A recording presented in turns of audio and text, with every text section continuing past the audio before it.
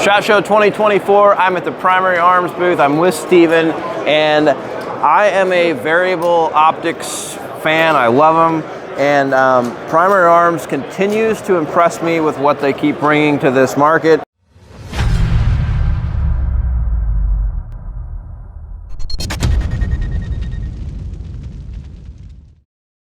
Honestly, their previous 1 to 8 that you guys all know about is a fantastic scope, and you guys have added to that line, and it's been available in a first focal plane. Is that right? Yep. Yeah. When we initially released it 2 years ago as a first focal plane, we've got a couple of different reticles available in there, some BDCs as well as mill-based, and we got a couple of different color variants. The standard black, like everybody has, and then we call it the peanut butter pickle, but it's our FDE variant as well. Yeah. I've actually been trying to buy one of those for a while, and they're out of stock every time I go to buy one. Yep, they're hard to get. Yeah, because they're that awesome. All right, so to round the line out, you've changed things up a little bit, and you've got a new one. It's the 1 to 8 by 24, and instead of being a first focal plane, you're listening to those whiners that want second focal plane. Is that fair?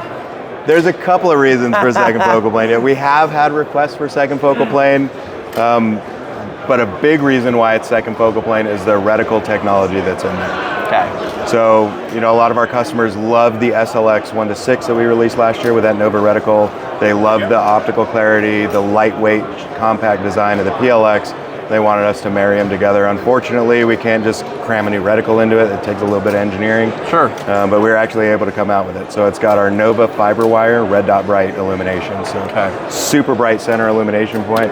The reason why we have to go with second focal plane on that is because if it was a first focal plane scope, that technology would either be way too wide at 8x and it would obscure the target, or it would disappear at 1x. So I'm looking through this right now, and we've got a nice reticle with, I guess this is a mill scope, so those are mills in there. Mills. But the center dot is crisp. It's insanely bright. Like, I don't know if I've ever seen a red dot that has any brighter of a center dot than this, and we're not even on the highest power. So if I crank this all the way up to 10, yeah, that thing is... and your astigmatism's gone. It's like a laser burning you in the eye. It is bright. It is super, super bright, guys. This might be one of the brightest optics I've ever looked through. It is, and that's moving forward. So we're gonna have 3 different tiers of illumination, and it's common throughout the industry, but we have our daylight visible. So with daylight visible, you're gonna be able to see that it is a color, green, red, whatever it is. There's daylight bright, which you'll be able to tell that it is brighter and it gives contrast against the background. And then we have our red dot bright, which is what this is, and that's that almost eye-burning, super bright. It is a red dot, run it fast and close kind of setup. Yep. So on 1 power, this has a great field of view. In fact, we were talking, I think you said this has about 4% more field of view than the first focal plane. It does. So I can absolutely keep both eyes open, and with this dot, it superimposes just exactly like a red dot. You're gonna have every bit as much speed and probably a lot more precision. You have a much wider field of view than you do through a red dot. It's just almost like everything's gone. I just have a black circle and a crazy dot in the middle.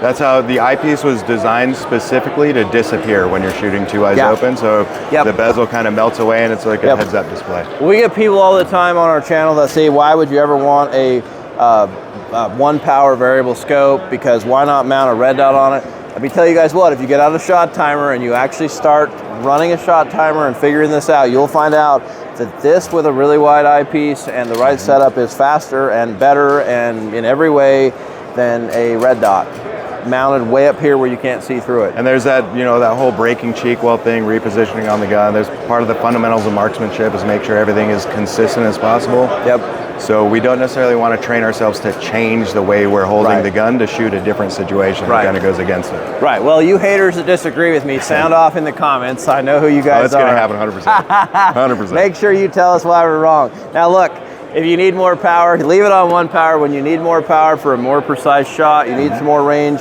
this new throw lever is the best throw lever I've ever seen on an optic, bar none. It folds over, and it folds over the right way. And if you notice here, it actually sort of detents in and out. So if you're a 3-gunner and you go shove this in a barrel, it's not going to catch on the barrel and break your optic or your throw lever or mess with your rings. If you lay it down flat, like you're going to lay it on a table, it's going to actually fold over. And yeah, if you need it here, it's right here where you can immediately run this optic over, and you can control the optic so much better with gloves on, or any other situation where you can go from 1 to well, in this case 8. Yep. Just really super fast. Yeah, it's awesome. So most of our stuff now has our UML capable footprint on there, so you can put that throw lever on pretty much all the LPVOs we're doing, even our bigger stuff, our 4.5 27s and 3/18s. So you could actually add this if you had one it didn't come with. Yeah, you sure can. Yep. Okay, well that's really cool to know. Yeah, it's really awesome. So something you almost need to see to appreciate, but take my word for it, this is the best throw lever I've ever seen. Appreciate that. Anyway, scope is super short, super compact, great eyepiece. The turrets are covered up here. This is just a fantastic LPVO. So, appreciate it. When is this going to start shipping? That's going to be Q2 as well. So we're going to start seeing those here in the next couple of months. On the release of that, because Peanut Butter Pickle was such a huge success, we're actually going to have both color variants available. So we'll do the FDE as well as the black on the release. Peanut Butter Pickle, huh? Yep. All right. So, price point. Same as its first focal plane brother. So we're looking right around that $1,500 price point. Okay, so this is a premium optic, right? This is It's our flagship glass. Yeah, this is the best right here. This is going to compete with anything out there, honestly, very well from any optics company. Yeah, we'll put it toe to toe against anything else out there. Yeah, you'd never show up at the range and be like, well, I got beat because he had a better optic than me. Like, not with this. Not with our PLX. This is the real deal. Yeah. All right, let's talk about this one. What is this one called? So this is our SLX series. We came out with the SLX 1 to 10 last year, again in the mill-based as well as some of the BDC style reticles. Again, people wanted that super bright illumination. Yep. So we released it this year with that Nova fiber wire super bright illumination. So same technology, super, super bright. Yep. But this has a power advantage. It does. Really long throw on this thing. So it's still 180 degree for the throw lever, which is the same as the 1 to 8. Pretty much all our LPVOs have that 180 throw, so you're not going to break the plane and start pinching yourself against other things that are on the gun.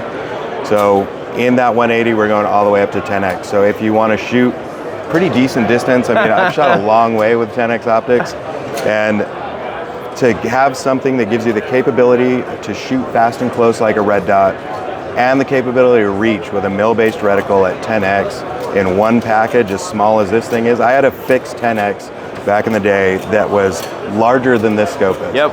And it's an amazing piece of glass that is going to retail under 500 bucks, which is That's what this one's going to retail for? Under 500 bucks. Wow. Okay, yeah, so if you guys have never tried it before, everybody thinks long range and they're like, oh, I need a 36 power scope to shoot 1,000 yards. I used to do it back in the day, same as you, with a 10 power scope. Yep. I mean, it can certainly, you can shoot some amazing groups at 1,000 yards. Sometimes less power is better, but in this case, especially on a 5.56, man, a 10 power is going to get you everywhere you need to go, and even if it's just getting a really good 0 to 100, it's going to help with that. Yep. Target ID, being able to mill targets accurately. Yeah. So being another second focal plane scope, just like the 1 to 8 is, everything is calibrated for max power. Sure, so 10x. Yep. Because generally people are either running it at minimum or maximum. You don't really have a lot of people using it like some half level. So, well, and if you want half mils, you go to 5. Or no, it's double the mils. So they do 2 mils at 5. So in these reticles, we kind of took that into account. In these reticles, it's a little bit different than the last Novas that we had. So these actually have half mil markers as well as full mil markers. So if you went to 5, that'd be 1 mil. Yep. So when you crank to half, every line on there is 1 mil. Okay, so you don't have to use it on 10, you could still mill on 5. Yep, exactly. Yeah, that's really cool. Same throw lever. Still for a 10 power scope, it's still quite short. It's not quite as short as the PLX, but it's really not huge. It isn't. For as much magnification as that thing gives you, it is not a massive piece of glass. Yeah, so I'm gonna just have a quick look through this. Yeah. I mean, it's hard to tell inside of the building what optics really look like. They all look awesome in here, so I can't really tell you that I know what this looks like on 10 power, but knowing your guys' reputation, I'm sure that it's good. The field of view on this looks really good. I can actually see the edge of my thumb right there in the scope on the handguard. So so that tells me we've got a nice wide field of view. Similar setup to this on 1 power. I could totally run this with both eyes open with that super bright dot. Impressive for a less than $500 optic. We try, yep. Okay, really cool. once again, where can people go for more information on these two new variable optics? You can come over to our website on primaryarmsoptics.com. We have our Discovery 24 landing page, so it's got all the information on all of our new stuff, and as they start hitting and releasing, we'll add more information to it. You can get links to all the content that we produce about it as well. Or go over to our social medias. We're on pretty much everything, Primary Arms Optics. That's where you're going to get the latest and greatest kind of updates, everything new that we're coming out with, and all the new technologies. So yeah, follow us on there. Feel free to reach out if you have any questions. I'm usually the guy that answers them, so that's I'm more great. than happy to help. That's great. So we will definitely be doing some reviews on these optics as they become available. So you can always check for the GunsAmerica website for a full review, testing, all that good stuff. And we've got more cool stuff, just like what we showed you from Primary Arms, coming from SHOT Show, so make sure you hit that subscribe button so you don't miss any of it. Thank you for watching.